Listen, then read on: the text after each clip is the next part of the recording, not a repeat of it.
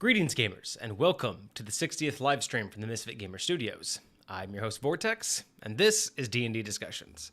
On today's episode, I'm going to briefly cover a topic that I think is kind of underdone, at least in terms of it's underthought of by a lot of DMs, and it's when to use roleplay over rolling the dice. Shouldn't take us too long to go over this topic. It's the only one I do have for today, so we may not be running that late tonight. But yeah, it will just be me today. And yeah, we'll see where this topic goes. Cosmic, good to see you in the chat as always. Thank you for showing up. Always good to see you. Hope everybody else that's watching is good. If you're watching from YouTube, hope you're having a great day, evening, whatever time it is. And yeah, excuse me.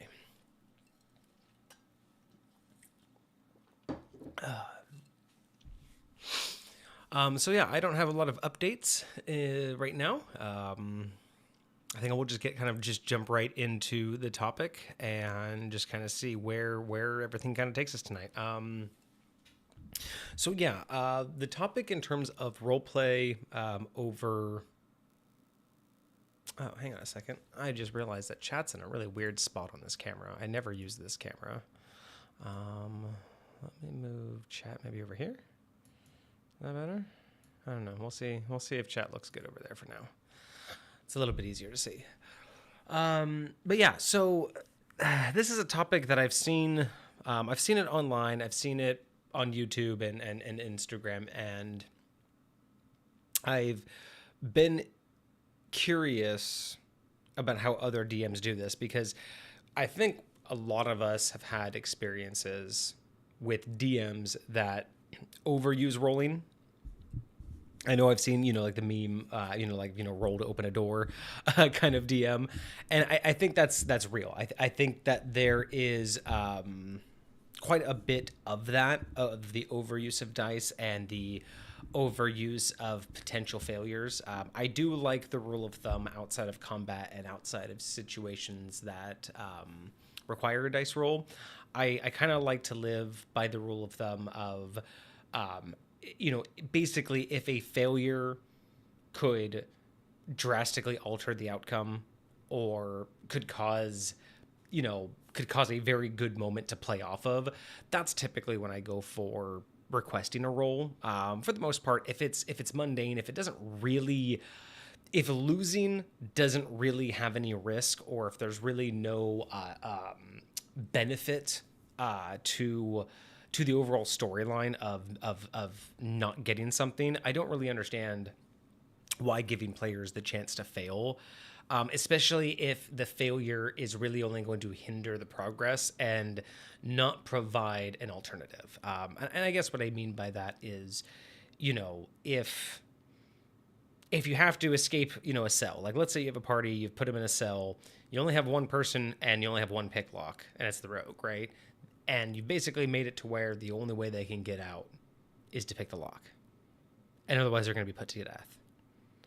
In my opinion, unless you're actually going for a TPK and you've led up to, you've given them every other chance. If you've just thrown them in there and been like, yeah, the only way to get out of here, pick the lock, and otherwise you're dead, and you only give them the one chance, why bother rolling? If that's what you're going for is a TPK, then just put them in a really tough fight. But for me, it's one of those situations where, if by failing they get another alternative, or it stops them from the easy path, I would say, or it gives you an opportunity to play off of it, whether it's cinematically, whether it's to, put in a good little joke, just to kind of, lighten the mood. I mean, there's a lot of different reasons why potentially failing would be necessary, but I think that too often, something like, like the meme of roll to open a door.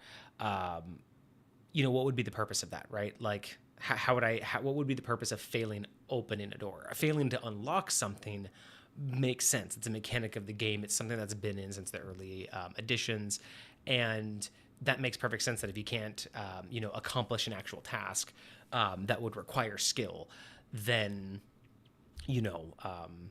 then you shouldn't be able to reap the rewards. But opening a door is so fundamental. The concept of being able to fail opening a door just doesn't really tend to make sense. And it seems to only put a barrier. No pun intended, but it basically puts a barrier to entry for a lot of people, because it's just too. I don't know. I think it's too pedantic in terms of the things that you can not accomplish. And then also on that same token, I will also use the rule if not the failure is so much of an issue. Sometimes I'll put a roll in there and I'll alter it like basically my mind thought. Jesus, my brain can work today. I swear, guys. So on the alternate of if it deserves a fail, or if the failure would provide me a valuable outcome for the plot or the story or for the moment, I'll add a roll. And sometimes on the opposite occasion, if they're going to be able to do it mundanely, but being able to do it spectacularly, or do it above and beyond, is of interest or of value, just as a failure would be, I will also add a roll. Now, the difference is if it's one of those situations where there's no overlap, there's no benefit to failure, but a benefit to overdo it, then I'll change it to something like a percentile roll. So it's more of a, hey, you're going to accomplish it, but let's see how well you do. And that way it's a one-sided scale. It's not so much a nat 1 is going to like completely fail or not be able to produce something. But I feel like there are times when both a failure and a of above and beyond are suitable, and that's great. Those times are ideal to add in a die roll when there wouldn't normally be one. You know, if you could see, hey, you're going to be able to easily accomplish this, so, you know, roll above a 5, but, you know, there could be dire consequences for failing, or being able to go above and beyond in this situation, I can give you some more. So that's when you would add a dice roll, in my opinion. And then, you know, similarly, if it's just one-sided, you either just add a normal dice roll for them to fail, or I would add something like a percentile roll, because percentile rolls, it's easy not to worry about what's a failure. It's more about how much how much of a benefit do you get. So yeah, I think we can all probably look back on times that we have felt that a roll was unjustified, like it wasn't needed, like we've rolled too many times. We may have all had a DM or a player who just literally wanted to roll for everything. And, you know, I'm not a fan of that. I'm not a fan of everything having to be decided by the dice. I know that there are some players who just, they don't want the responsibility. They don't want the choices they made to they kind of want it to be that random. They want to see the chaos. They want to see what shenanigans the DM can come up with a bad roll. So I could maybe kind of understand the appeal, but to me it doesn't make a lot of sense in terms of how the game should be naturally played, because if you're rolling for everything, it gets to a point to where the chaos is almost unmanageable, and the game just starts to feel like nothing you choose to do matters, because it's going to end up in a dice roll that no matter how good of a plan you have, no matter how good you set a certain line, or no matter, the best equipment you have, one tiny little dice roll that has nothing to do with the big plan could screw you. And so I think that, that's a common thing. Hang on one second.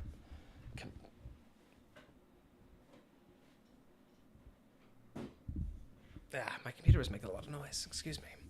So, yeah. So I think we may have all experienced that. But one thing I know for me that I haven't experienced too much of, but I have seen it, and it's the times when DMs will use roleplay to kind of just overdo, or to just kind of gloss over the need for a roll. And that's kind of what the main topic will be about today, is just examples and situations, and kind of just basically a justification argument for being able to utilize role play and basically essentially giving the player something without the aspect of failure, but giving it to them for certain purposes. Now, typically for me, I think the two main situations I would consider to be good moments to replace a dice roll with more like a role play option is either for cinematic purposes or for, basically, things that are just non-combat related that kind of fall into that whole aspect that I mentioned earlier of they don't really justify a failure. Like, hey, Adventurology, how you doing? It doesn't justify allowing the character to fail, right? And that's to me just kind of like, when you have a gaming group, right? Typically the idea is you have a group of heroes. Sometimes they're scoundrels, they're murder hobos, they're whatever, right? But they are the main characters. They are they're slightly or extremely above average. So, like, things that bug me is when I want to role play a brute, or maybe I'm playing one of my my rogues who's just has a rough past and just is very scruff, or you want to play a barbarian. I know I've been in these situations where you're talking to just a low level shopkeep or some random bartender or whatever, and you want to do the thing that is in your backstory, right? You wrote in that you're kind of either a bully or you don't take no for an answer. Like, I can't stand it when, it's kind of a personal pet peeve, but when DMs ignore the player's backstory and don't allow the players to actually like fulfill it, it just bugs the piss out of me. And this is one of those situations. Like, let's say, you build this character, dark, mysterious, rough around the edges, just constantly aggressive. And you have that moment where it's like you're dealing with a shopkeep that's not giving you the information, or you're working with like, an innkeeper or whatever, and you want to do the thing where you grab them and you like slam them down against the table, or you like hold them and just kind of like threaten them or whatever. And it's like, I get intimidation checks when you're trying to be more sly about it, and you're trying to get them to like give without having to be forceful. But if it's within your backstory to do something like that, one of the things that I don't really like is that if you're an adventurer, you're a fighter, you are skilled at what you do. You know when to take and seize the moment. Typically you're not in a fight with people. It's like if you're in a fight with people who don't know what they're doing, that's like a quarter CR enemy, right? Like, you're gonna just you overpower them. So the idea that you would roll to like grab like the bartender by the scruff, or by the collar, or just do something intimidating, without it being like an intimidation check, right? Without it being one of those, I'm trying to convince you with, veiled threat is always what I assume intimidation is. Is that whole thing of like, just do what I say so I don't have to prove I'm going to do something. Whereas this is one of those, I want to skip to, I'm going to show them I'm willing to do something. And a lot of the times those are better off, especially if the DM knows it's not going to turn into combat, or if cinematically it plays out to the character's backstory. I can't stand when those things come down to a roll, because when you weigh it out, what's the benefit of the player failing? You know what I mean? Like, I get that you may want to hear a certain way, or you may want them to deal with certain NPCs a certain way.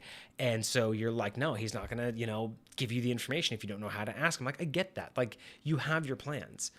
But as DMs, we all have to be very wary of railroading. And in my opinion, when you give a option to fail like that, when it's well within the character's profile to do so, and well within their abilities, and you give them that chance to fail, what you're basically telling them is, no matter how good you build your character, I'm still wanting things to turn out my way. Because if they fail, you kind of essentially, more times than not, what I see is the DM uses that as an opportunity to make their character appear less less skillful than they really are. Usually it's kind of a joke, right? It's like, oh yeah, you miss, or as you swipe, you knock over your beer, and the bartender moves back, and it's like, if this is a skilled person who has taken down a dragon, who has infiltrated the enemy base and gone behind enemy lines, and you're telling me I've done all of these things, and this cheap ass bartender got away from me when he was this close, and I just couldn't grab his call. Like, you know what I mean? It doesn't fit what's going on. And then usually what DMs do is, again, they kind of make it into a moment that like knocks the character down a little bit. And it's like, okay, there are perfectly good times to do that, but in my opinion, these are not one of them, right? These are those moments where the character that the player has built, they've built it for a certain reason. They've built it to role play it a certain way. And these are those moments that I feel are the opportunity to let the character, or to let the player kind of not shine and take over, but let them see the fruits of their labor, right? Like, it's the same argument I've made before about giving a very easy battle every once in a while. Kage and I have talked about this before on a stream, where we can't stand it when people scale the game completely around the players and not around the story, right? Like, how many times have you been, in a game, whether it's in a game, like a video game, or in a D&D game, where you have like the starting location, right? And you have these like town bandits, or you have like, these kids that you grew up with, and you had a little fight with them, and they're like level 1 and you're level 1, and you have that fight, and then you come back to town when you're level, 10, 15, level 20, you're coming back to your hometown, and these guys who have stayed here their whole life, that you basically run into the same things, and then the DM scales it way up. And it's basically an equal fight, right? And we've talked about this too, where it's that concept of every time you get better as a player, every time your character gets stronger and better and more skillful, you instantaneously always happen to find an enemy that's just always slightly better than you. Really? Every time? Like, I finally get a new weapon, and I find a new way to use it, and I get a new feat, and I get a new spell, and this enemy just happens to also be it takes exactly, it's like the concept of, yeah, I get that they have stat changes, but in essence, the combat never gets easier. And I know that you don't want everything to always get easier in infinitely, but the idea that every fight forever is always supposed to be a challenge, and it's always supposed to be harder. In my opinion, it doesn't also give the opportunity for the players and those characters to reflect on what they've done, right? Letting them recircle back on a challenge that was very, very difficult, and then giving it to them again later to just let them really see, holy shit, look what we've done, look how far we've come. I think that is not just underused. I don't think I see that anywhere. I don't see any time when DMs will circle back on something that was a true challenge, like a true, like whether it was an enemy type, or, it's like, if you see the BBEG early on, they're just as powerful, if not more powerful, when you see them again. And it's like, I like that opportunity. It's one of those things that as a player for years I yearned for, is as a player, I played these characters, I invested in them, I wanted them to become more powerful, I wanted them to do all of these things. I would see these NPCs that would inspire my character, and these NPCs would, give me ideas and my character ideas, and we would grow to be that strong, right? Like, how many times have you been in a situation where like you see that super powerful NPC just like kind of come through and either like save the day, or just do something just so spectacular, like just like, be able to like walk in a room and just like, knock out 10 people or whatever, not using like a big spell or whatever, but like cinematically the DM uses, a cinematic opportunity to like, explain how powerful they are. And you're like, that's so cool. I want to be able to learn how to do that. And then you learn how to do that, and then you never get to reenact that moment, right? And not necessarily like you want to do it exactly that way, but every time you try to use whatever it is that you finally got, it doesn't work the same way, because obviously the cutscene, the cinematic that the DM uses isn't necessarily a perfect representation. And that's the thing that as a player, I struggled with for a couple years is playing in these long game or these long campaigns. It was just such a hard thing for me to constantly be working my way up to these these NPCs that I looked up to, but no matter how close I got, I never really got to show off. Like I never really got to like do that thing that they did, right? My character never got that moment that impressed a bunch of other people because every single time I had to, strive for something, I basically walked away, beaten and bloody, but I won, right? Like again, it's one of those things I just can't stand when, we have a combat heavy campaign and the DM that runs it is just making these things so hard that after every single combat, we're walking away with, like nearly all dead. Like when you're walking away with only a couple hit points, it's great. I love it when that happens. I love a close battle, but not every time. I don't honestly think that every time I should be brought to one hit point and fearing death. I mean, if you think about the psychology of that, like honestly, and again, I know that there's a whole aspect of it's not real, it's fantasy, blah, blah, blah. I get that. But I do like to have some level of rationale. And to think for any fighter out there that literally comes close to death every time they enter battle, like to the point to where like they're literally winning the battle by the thinnest like luck, who would keep fighting? Like, it just doesn't make much sense that you're going to constantly throw yourself into battle knowing that every single time you're like that close to death. Because that's just not how it is, right? It's like not every fight is always close for these adventurers. I mean, you hear the legends of, like, again, the legends that your character or you as a player are supposed to follow suit for.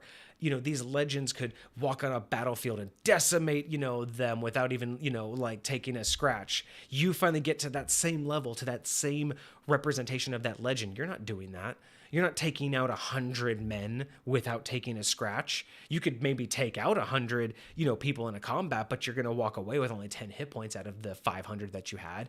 Like that's one of my biggest things is like, when do you get to just kind of be the strong character that you made? When do you get to just kind of like walk in and say, like, how easy would it be to just be like, hey, a local tiny village is getting, outrun by bandits, and you walk in thinking it's going to be hella hard, and it's literally just like 10 level 2 bandits, but there's 10 of them, and these townfolk have no, defenses, and you just walk in and just clear them out, and then you have an excuse to say that they made like a statue of you or something in town. Like, where is that? Where are those opportunities? It could be a small gaming session. It could be a pre-thing while everyone's getting ready. Because, I mean, again, how many times do you sit there for 45 minutes before the game starts, right? There's so many ways to add these things in. But I think that DMs really don't understand the value of letting players kind of like show off, And a lot of times those end up happening in good cinematic moments when you roll a nat 20 and it's like the killing blow. But players want to show off. And I think players also want to see where they've come from something. So if letting them relive those moments or letting them kind of be stronger than whatever it is they're fighting in a very obvious way, I think is something that should be utilized a lot more because I don't see it anywhere. Let's see what's going on in chat. Like if I had a situation where you're saying basic bartender, their player wants to intimidate, I might let them roll a strength plus intimidation. If the player fails, the bartender shakes loose. But the player still gets the opportunity to interrogate.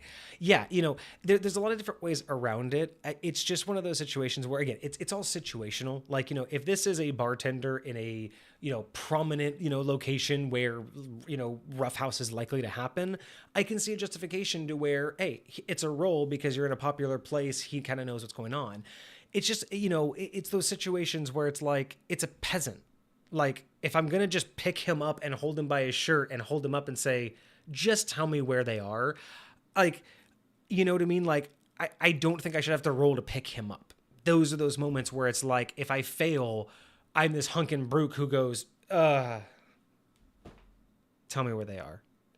You know what I mean? And again, it's not like it's every situation. I just feel that, a lot of times I feel like letting the player just role play it out, like, if it suits the moment, and you could still make them roll for whether or not they get information. But I feel that there are times when like pre-combat stuff, like let's say, how many times have you been in a situation where you just want to, like punch a guard to start a fight? They're unaware. It's not like there's been aggressions, and it's just more one of those things you want to kind of sucker punch someone.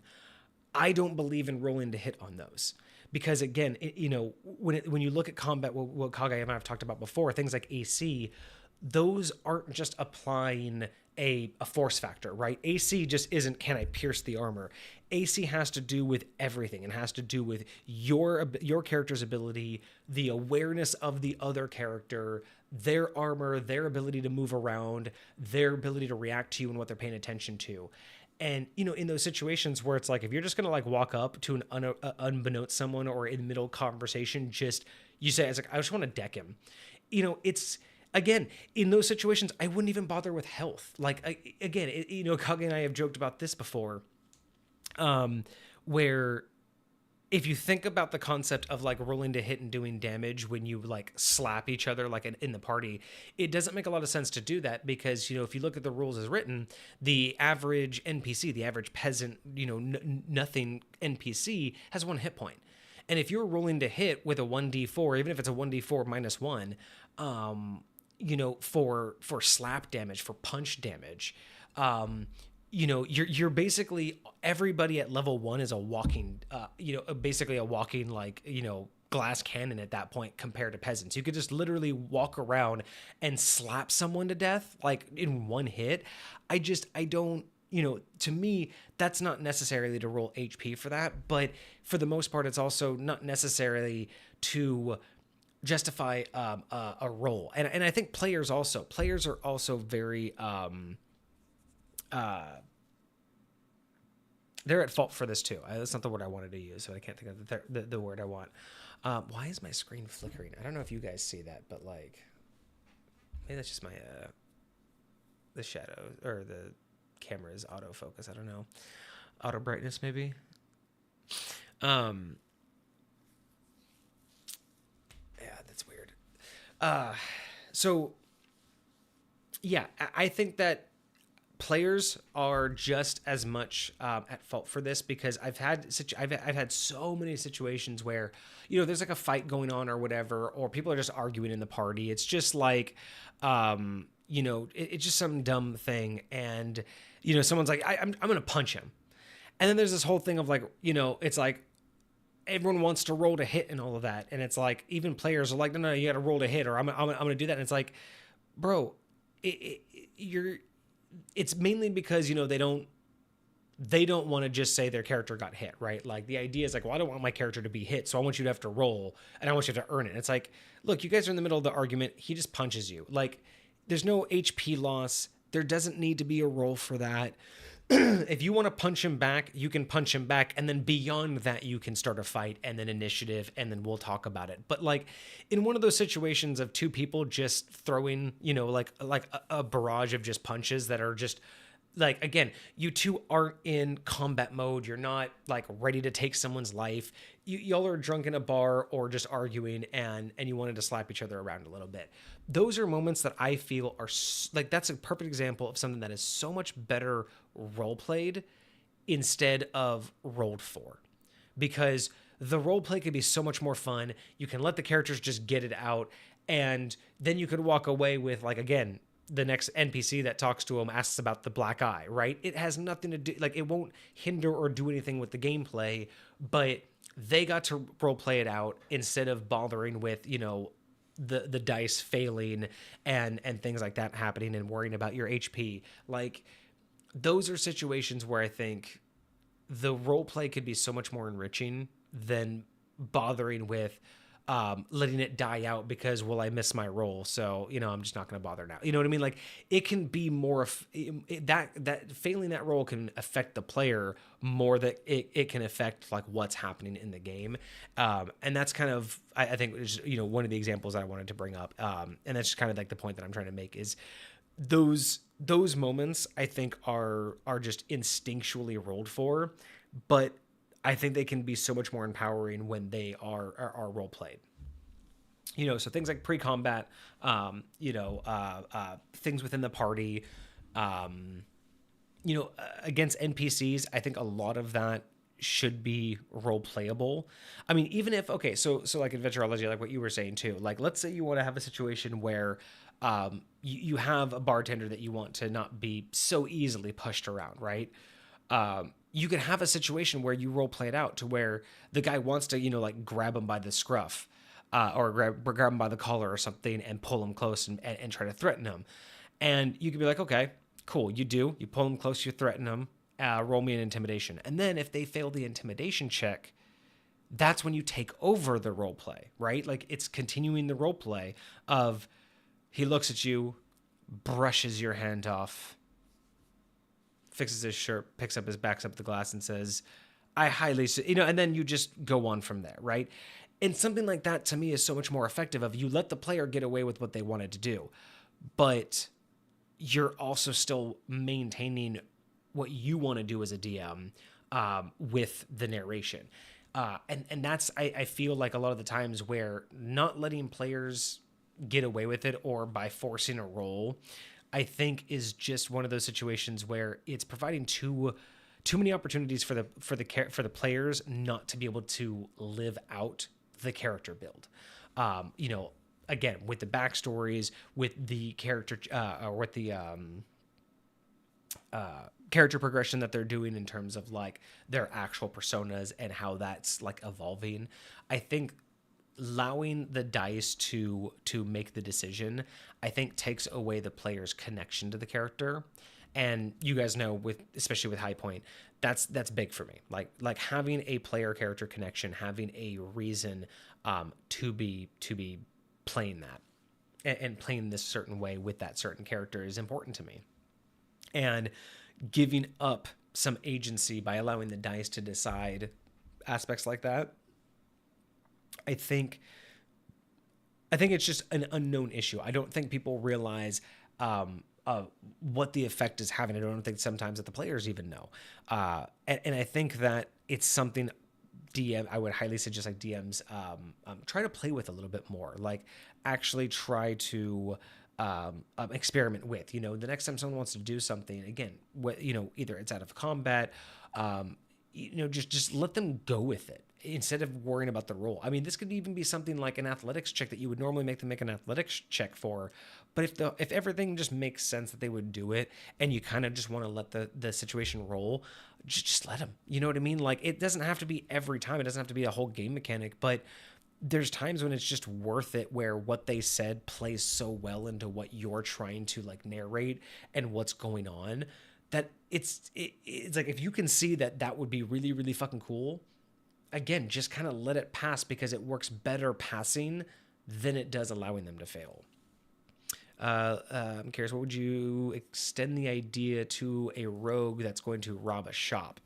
So it really depends on the situation, right? Like if it's a situation where he's walking into the shop acting like he's a shopper and wants to pickpocket the shopkeep, that's still going to be a pickpocket roll, right?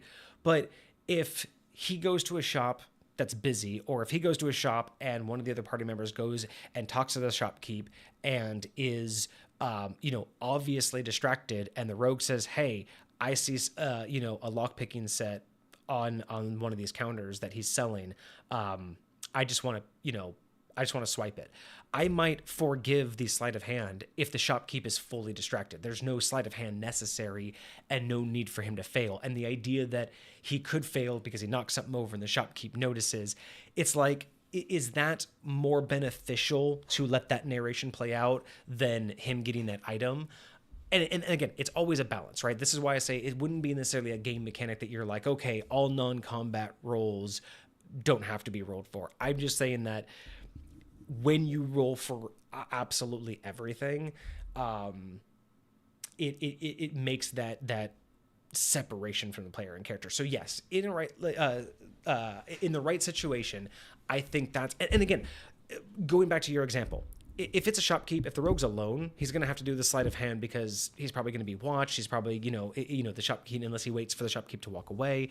If he's taking it off the shopkeep, you need to pickpocket. If it's right in front of the shopkeep's you need sleight of hand. If you're going to swap it out with something. But this is where doing these role play options allows the party to come up with an idea, right? So if you have a rogue who says, hey guys, like, I think we can get this, right?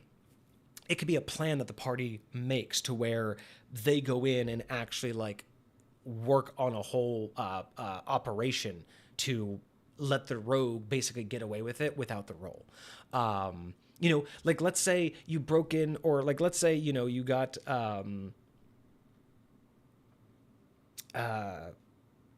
I don't know. I'm trying to think of like another good idea for that. Because like, let's say, or again, so you have the option for the party to make a plan and allow the rogue to go in and they'll do the distraction, and then you can forgive the roll there because they well planned it out. Everyone's doing their part. There's no need. They've overcome the need for the roll because there's no challenge. They've overcome the challenge. The other option too is this allows the player to take advantage of multiple situations where it's like you all go shopping and you're as the DM, I'm working with the wizard, and the wizard is like, yeah, I'm looking for a very specific route. It's this route, it's blah blah, and if I specifically are like, because guys, I've told you about this before. When in High Point, I'm very specific about words. I listen to my players, I hear what they say, and I take that into account. In the same thing, I'm very particular in what I say. So I might be in a situation where I'm not paying attention as a DM, and the wizard might be like, I'm looking for the specific route, and I'm like, it's like, oh, he looks around and he says, oh, I think I might have just what you're looking for. Give me 1 second. And he bends down to go grab it. If my rogue in the party immediately catches that I said that, and he goes, hey, while he's down, I'm going to swipe this off his thing. Why do I need a sleight of hand roll? He's literally taking he's doing exactly what I'm doing. Like, because I would do the same thing. The moment a player says something, I'm like, is that what you said? That's what you said. That's what's happening. I'm taking advantage of that. If one of my players does that, you've overcome the need for the roll, because the roll is there because you have an obstacle, right? If there is no obstacle, don't bother with the roll. I think is kind of more or less like my approach, right? So talking with the barkeep, right? If the barkeep is an obstacle, is a true obstacle, make it a roll.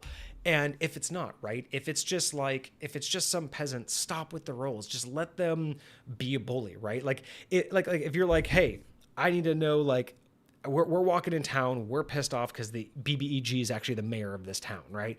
You walk in and you just want to go to the very first peasant you see and just grab him and go, where's the mayor?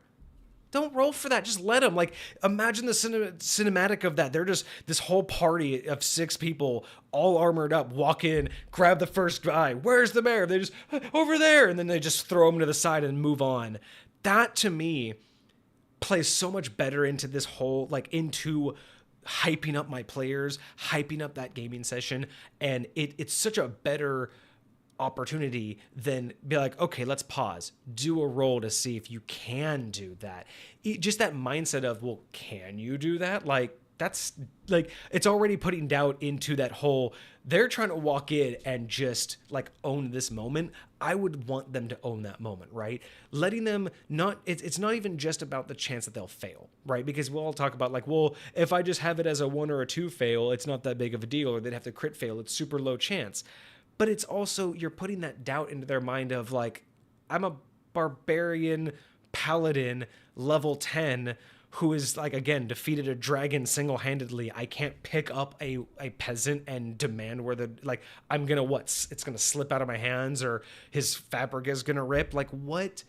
Like, I get that it's creative. I get that DMs don't always do a wrong way of describing it. They don't always diminish or belittle the character. But sometimes the outcome doesn't fit the situation, right? Like, or it's creative because you rolled, you failed, so the DM was very creative and made something like, oh, you tried to pick him up, but you grabbed him by the scarf and you pulled the scarf off instead. It's not like necessarily trying to belittle you, or he may not be trying to belittle or like make fun of it, but it does, again, separate that confidence of the character the player has built and what is actually possible with that character.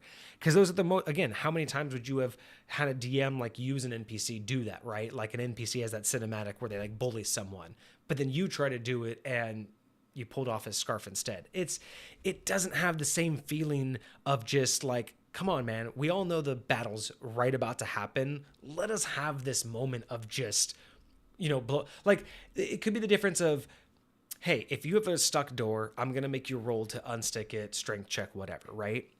However, if this is like the BBEG battle, like if this is the battle, we've been campaigning for this for gaming session over gaming session, and it's been hyped up, and we're 2 hours into the gaming session, and it's like the battle's about to start, and y'all just want to kick in that door to the throne room and start the battle like that.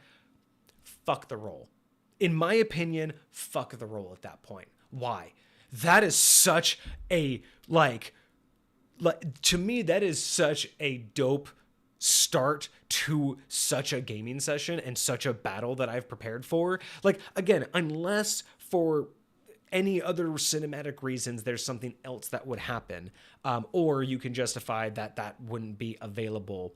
Those are those times, those are those moments when they're super cinematic or completely non-combat related, or they aren't obstacle related. Like the thing that they're trying to accomplish isn't a real obstacle. I would say those are my categories of when you, like DMs out there, should experiment with roleplay over rolling. Because in a moment of cinematic, like a good cinematic moment is, again, just that. You're walking into town, you want to know where the mayor is, you pick someone up. That's just a cool cinematic moment because all the players are imagining themselves walking down this street with random people getting out of their way and doing that bully moment. And that's the cinematic that they want, right? It doesn't hurt anything. It doesn't stop the plot. There's no need to slow things down with a roll or give them the lack of confidence that they couldn't pull off something like that. Another example being non-combat related, right? Between the party members, right? They want to have a little punching match. Let them have a little punching match. If the players want to make it a little bit more spicy, let them start rolling in, damage or whatever. But if it's literally just they want to, just punch and punch back, let the cinematic play out. And the players also need to be more willing to have cinematic moments like that, where if you say, I want to punch someone and the DM says, okay, you do, you have to be okay with just like, okay, I got what I wanted, right? You don't have to push for, it's like, well, I need to, damage him. And it's like, you're not fighting him to the death. You're not trying to actually hurt him. You're mad. You're angry. You're just, even trained fighters, even trained warriors do just get mad and slip up and just, have at it sometimes. Like, so, and then that third option being, non like obstacle related situations, right? You want to steal something when no one's looking. Why are you rolling sleight of hand, right? Even the concept of like, I mean, sometimes the idea of like pickpocketing, there are situations where I could even justify it, or make it super easy. Like, I don't see a lot of, like advantage on pickpocketing a lot of the times. Like I've seen when trying to pickpocket someone who's asleep, you usually just have to pickpocket, but I'm like, that would be a moment of advantage because it does still make sense that they could wake up, but being able to, have advantage on that situation would be, something kind of nice. I'm trying to think of other examples, but,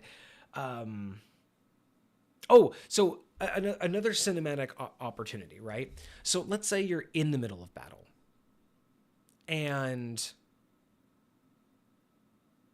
it's a situation where you have one of those players where they're like, okay, this is what I want to do. And they kind of like, because you have those moments where sometimes you roll really well and then you get to build it up like, hey, that's a nat 20. What do you do? Like what's happening with that nat 20? Or they roll damage and you're like, hey, you killed them. Explain it. Like that's gonna, you're done. Don't worry about damage. Just do it. But then there's those other times when you're like, hey, so here's what I'm thinking. Okay. This is my character. This is what I'm doing. This is like the moment that I've been waiting for, and I want to take advantage of it. And they explain essentially what they want to do. Maybe they are like, hey, look, I'm going to use my action. I want to do all of these things. I want to get right up to him. Then I want to take him down to a knee by like hitting him, on the side of his leg, because we learned that, previously he's been wounded before, so his right leg's bad, so I'm going to take him down. Like they explain this whole like intricate thing that, and again, sometimes you got to be wary because it's like, hey, you don't have that many attack actions. But like if they're explaining something that legit makes sense And it is so good that, like, let's say you have a monk and they're like, hey man, if I just go up, we now know where he's damaged. If I just go up, give one good kick to that bag leg, make him go down on a knee, and then I'm going to rip the helmet off that, you know, is like the source of his like magic power. Like, that would be a moment where I'm like, that is so good. I'm going to let it happen. Like, it's rare that I would let someone just have something. But if it's like, if the enemy's, you know, like if it's close enough to the end of the battle, that would be a good moment to let that play out, because then the enemy's almost dead. I pretty much know that they've won this battle. There's not going to be many more rounds. I would much rather let that play out and see where this goes.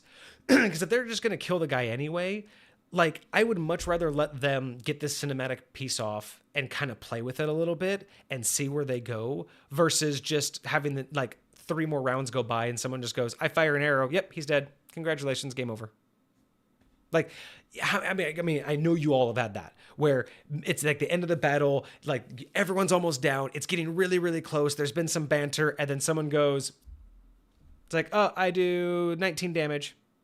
He's down. Like, it's kind of anticlimactic. But in that moment where you're like, man, you guys are pretty much dominating this, and then someone comes up with this insane idea, just let it happen. Like, you know what? Beautiful. You get up there, he's down on one knee, and you throw his helmet off. And it's like, that's your entire initiative. Did you want to say something to him, you know, to like kick it off? And then you give everyone else the option. Like, so the next person initiative, you'd be like, okay, you see him run up, he's down on one knee. You were ready to attack as of last round. You were ready to swipe at him, but this is happening right now. Do you want to continue? Do you want to make that attack roll? Or do you want to hold? And you basically give them that option of, is combat over? You guys are in control. You basically put them in control of it to say, like, is combat continuing, or have you guys basically won?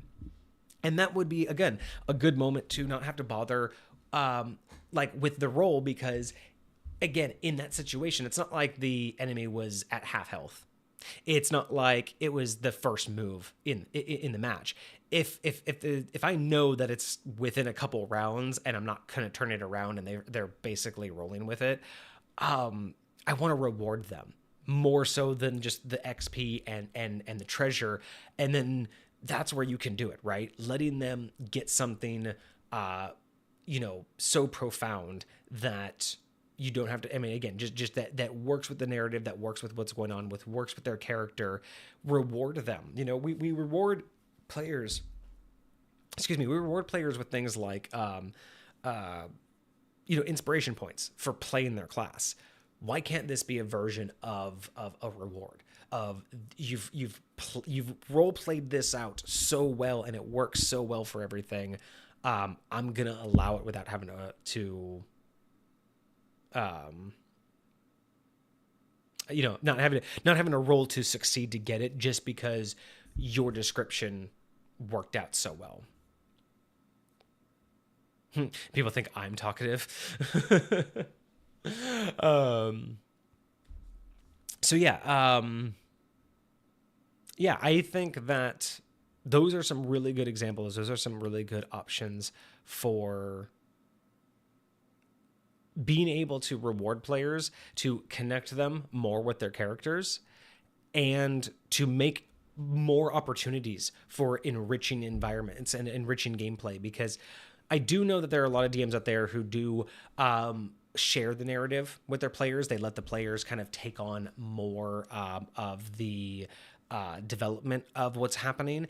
And I do like that a lot. And this is yet another tool that DMs can use to do that, to help the players feel more involved and less just, you know, hey, I have a, you know, a new skinned version of yet another character in just another setting, and I'm just doing actions, right? Like I know that sometimes it can feel that way, where it's just not cookie cutter, but it's really just kind of, all right, it's a new skin, new features, but same old.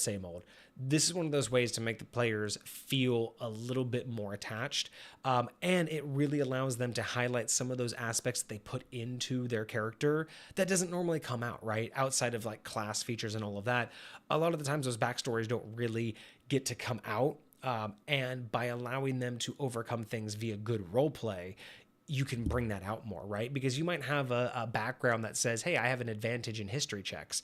So yeah, that's going to be great when you need to roll for history. But, if they're like, hey, I have notes, I remember this NPC, they're part of my past, blah, blah, blah, blah, blah. It's like, if they have a good explanation and it works, just forget the roll. Let them, like, they've obviously been able to come up with a rationale that makes it to where their character would have been able to get there without the rolls that's necessary, right? Again, if it's not an obstacle, or if they've already overcome the obstacle, don't make another one. Did I read the community post in the community chat on Wednesday? Which one was Wednesdays? I don't know. Let me double check.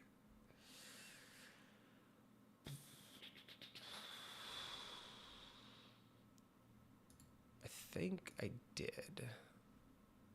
This was at work. I was actually at the office on Wednesday, so I think I read it while I was at the office, which is probably why I didn't respond.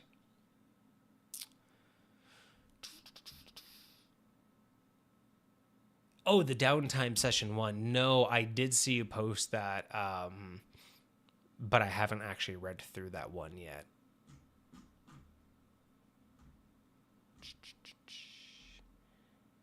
Yeah. The Wizard Bard now has a 23 in strength, a +3 sword, and can cast his spells, Belt of Stone Giant Strength, and a Sword of Answering. Interesting. Let's see. What ended up... Oh, this is a Bolero. So, Belt of Stone Giant Strength is really, really nice. Oh, interesting. So the Sword of Answering. So is the 7 that are total in the world, is that your DM's decision? Like is that a D&D thing that there are canonically only 7 of these in any given campaign, or is that just like a DM creation that he did? Because I like that there's only 7. Had to do a reroll of a Torch of Malor, 2 of the other party members. To see you can see items, specifically wanted the belt and the sword combo for each other. Look for me, wanted both dice offs. Nice, got both of them. Stone of Mastery, something to give someone else a chance to make use of it. Oh, the Ion Stone of Mastery. I've heard of. Is that Ion Stone of Mastery? I don't know why that sounds familiar. An Amulet of Wound Closure doubles the effects of hit die for healing during short rests. That's interesting. And a Cursed Lesser Ring of Spell Turning, though still maintains effects. Targeting is launched at an ally within 10 feet of me. The spell is redirected to me. Interesting. So the belt is giving you the 23 in strength. The +7 mod used to be an 8 with a -1. Valor Bard's getting proficiency with everything other than heavy armor. The sword does a D8 +10 slashing damage, 7 from strength, 3 from its +3 attribute. And it has a +14 to hit, the 7 +3 +4 proficiency. Also has a versatile trait, making it usable two-handed, making it a D10 damage. I don't get extra attack until Bard 6, but you don't mind. And Sword of Answering, you gain a +3 bonus to attack and damage rolls made with the sword. In addition, while you hold the sword, you can use a reaction to make 1 melee attack with it against any creature in your reach that deals damage to you. So kind of like an opportunity of attack to anybody that's attacked you and hit you.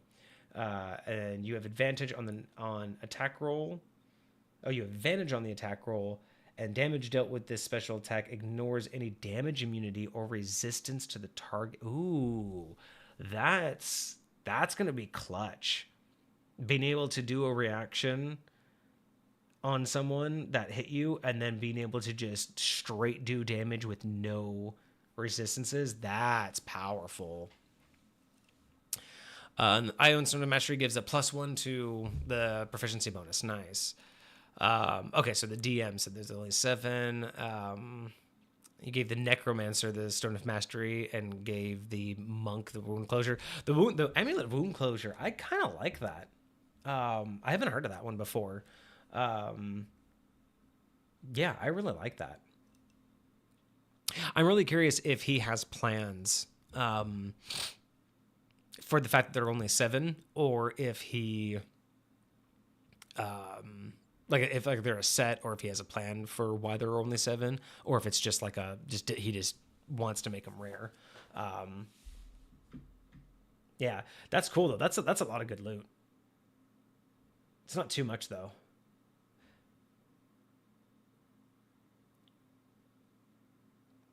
And again, it's kind of nice that you have to play around with, not being able to carry too much. So having to judge like, hey, I don't want this item anymore. I'll unattuned so I can get, another attunement item. That's pretty nice. It's always nice to see, like, I like having some limitations just because it is kind of a challenge to decide what you want to keep and what you don't. But yeah.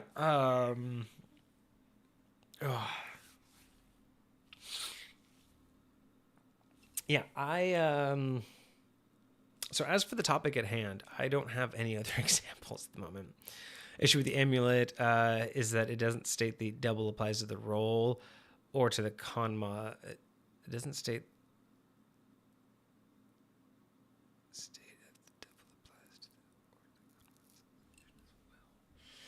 the Oh, interesting. Okay.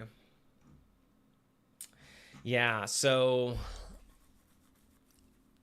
I would assume that it's just double whatever the, Yeah, and that might be a topic for another day. I need to talk to Kage about that because I've always had a weird relationship with doubling, and I've always wanted to know what people like, how people prefer. Do you think that doubling should be double the outcome or double the amount of dice rolled? Like, right? So it's like if you have a D6 that you have to roll and you get double damage on a D6.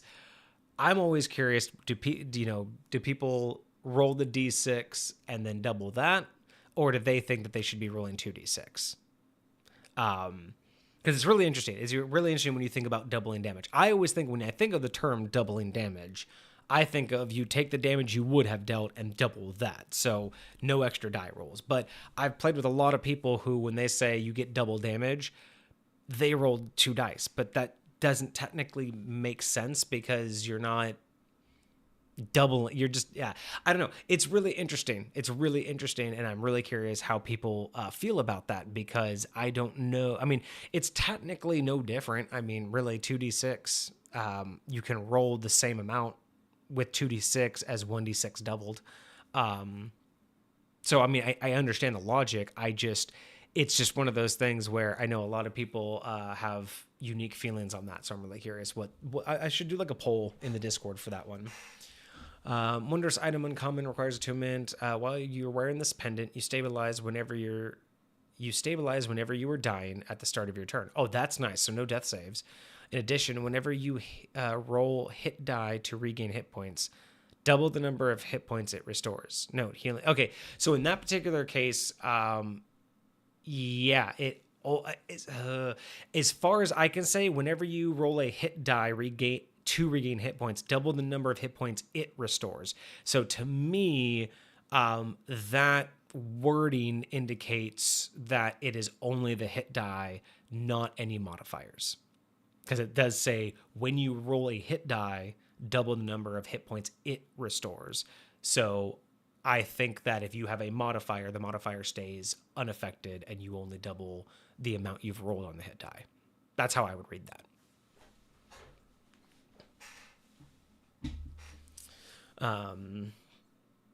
But I do like the aspect that it stabilizes you. So yeah, I think I'm going to do that. I think I'm going to make a poll.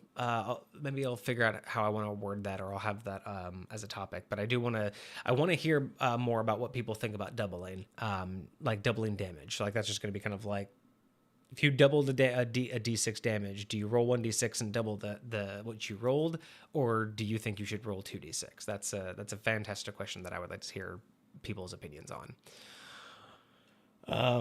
But yeah, as for today's topic, yeah, I really highly suggest DMs. I encourage you to try this out. Try to allow players to role play instead of rolling a die. And again, it's not so much an option. It's not like a, hey, you can roll a die or you can role play it. It's just more of a, find those opportunities to just ask them, hey, what are you trying to do? And then if it's really cool, just be like, it happens. Or again, when you would instinctually tell them to roll a die, just ask yourself, is it worth the obstacle? Like, does the obstacle actually exist, or am I doing this because I feel like that's just what's required by the rule set? You hate wording. Always find that you find it confusing. It's too easy to misunderstand or misread. I mean, yeah, and that's always been a problem with rules as written, which is I mean, I think that's just that's just the nature of all games. Is I mean, I've had situations where with friends doing board games where everyone will sit there, we'll all read the rules, and we'll all have a different interpretation. And so we kind of have a generalized rule with our friends group of it's basically house rule always wins. So if anyone disagrees with the interpretation of how a rule is written, everyone can make their argument. But if no one's coming to a unanimous agreement, it defaults to the whoever's house it is. So if it's my buddy, if it's like my house, if everyone's in disagreement, as long as we're playing at my house, it defaults to whatever I think the rule should be. But if we go over someone else's house and everyone disagrees with the rule, it will default to the whoever's house we're at. That's their house rule. And I agree. Like that's just always been a bane of of a lot of things. And I think that's one of the hardest things that anybody that creates D&D content, including the people who actually create D&D, I think that's one of the hardest things that they have is how do you make this stuff accessible, understandable, and usable across so many, different, I don't want to say platforms, but, how do you make it so accessible in so many different variations? And a hard thing is wording, because you don't want to be overly wordy and over-explain it, because you want some wiggle room, but you also need to try to get across your concise idea. So I agree with you. It's not an easy thing. And that's where I think it's better to have open communication between players and DMs instead of just, this is how it is, we should all just agree to it. It's like, it should have an evolution, right? Even between campaigns. I mean, Fireball can work one way in one campaign session and different in another campaign session, as long as there's consistency within that setting, right? As long as that campaign session is consistent and it's not every time you use it, I don't see a problem with experimentation. I think that playing around with your own interpretation of the rules is important to find out how to make D&D fun for you. Recently watched a video on someone's opinion on D&D's 5E's best 100 magical items. I was thinking you and Kage could watch it, set your own opinions in each entry. How long is that video? 100 items? 100 magical items? Jesus Christ. I don't even think we've reviewed 100 items yet. Like, I don't even, like, that's got to be at least, an hour? About 2 hours? Yeah. What would be interesting, though, wonder if I would do, like, a tier list episode, where I could take, like, something like that, where they're like standard items or standard magical things, and then like make my own tier list or something. That'd be interesting. Those are all canon non-homebrew items. That would be interesting. It's a long ass video to watch, 2 hours. But something like that would be kind of cool. I think that maybe even doing a project where Kage and I could work in the background and come up with like going through like a certain now that I have access to like a bunch of the 5e books, maybe Kage and I could work on a project to make our own like top 10, top 50 lists, and do an episode about that, about like like actual canon stuff. Because I do like watching I do like the homebrew stuff. Funny enough, I actually I was looking through some of the other streamers on Twitch earlier, and it's funny, like, again, so many people play D&D on here. So few people talk about D&D on here. But I did find it funny. One person I did find on here, I think he has quite a few more followers than I do, and average viewers, but I looked at his schedule and looked at some of his videos. all he does is homebrew review. Like, it basically like is his jam. His jam is taking like his subscriber homebrews and just talking about them. And I think he does it like 3-4 days a week. It's crazy. So yeah, we have some competition out there, but we only do it on Mondays. We like it. I do like the homebrew review stuff. I'm glad other people are doing it. Obviously, it's not just our idea. He's been doing it a lot longer than we have, but I did find that funny that that's like his jam. That's like all he does. Some are generic, plus 1, 2, 3 armor, shields, weapons. Yeah, that makes sense. I mean, it's 100 items. This as much as there is in D&D, that's still a big list to not throw in some filler. So. All right, guys, I am exhausted. It is, I couldn't even tell you what it is. I am absolutely exhausted from this week.